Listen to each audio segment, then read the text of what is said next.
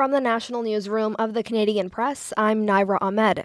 Brazilian officials say everyone aboard a passenger plane that crashed in São Paulo state was killed.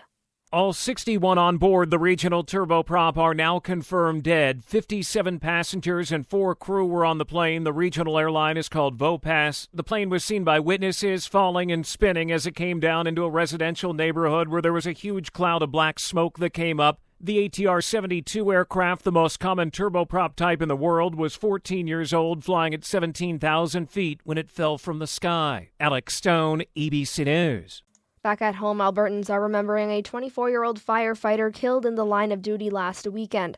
Wildfire officials have confirmed Morgan Kitchen died after he was injured by a falling tree while fighting an active blaze near Jasper. Alberta Forestry Minister Todd Loewen says the department will fly its flags at half-mast to honor Kitchen's sacrifice. Nothing I can say will make his loss any easier to his family, community, or those who are with him on the front lines. But I hope those closest to him know he gave his life doing something he knew was important. Online tributes say Kitchen was a much-loved character who was loyal and tenacious. His funeral is planned for next Saturday. Ottawa has imposed sanctions on 10 people and 6 entities on the anniversary of the fraudulent 2020 presidential elections in Belarus. Foreign Affairs Minister Melanie Joly says the sanctions are in response to systemic human rights abuses in the Eastern European nation and because of Belarus's support for Russia's war in Ukraine.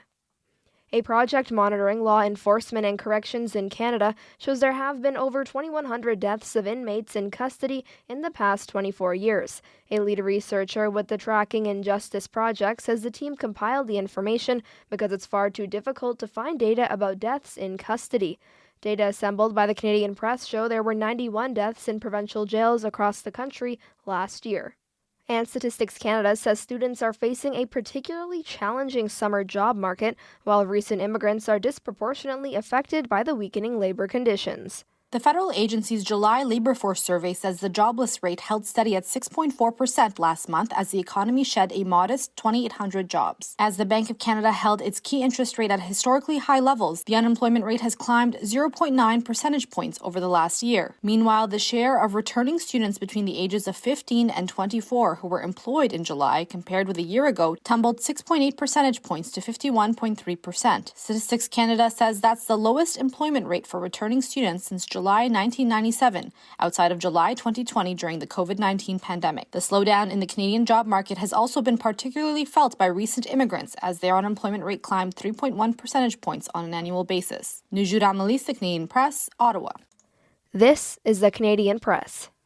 In sports, at the Paris Olympics, Team Canada has tied the number of medals won in Tokyo at 24 overall. Melissa Humana Paredes and Brandy Wilkerson have won silver in women's beach volleyball, marking Canada's best ever beach volleyball result at the Olympics. Canadian sprinter Andre DeGrasse is now tied with swimmer Penny Alexiak as Canada's most decorated Olympian with 7 medals, 2 gold, 2 silver, and 3 bronze. DeGrasse, alongside Canada's men's 4x100 relay team, sprinted to victory to give Team Canada its 7th gold medal.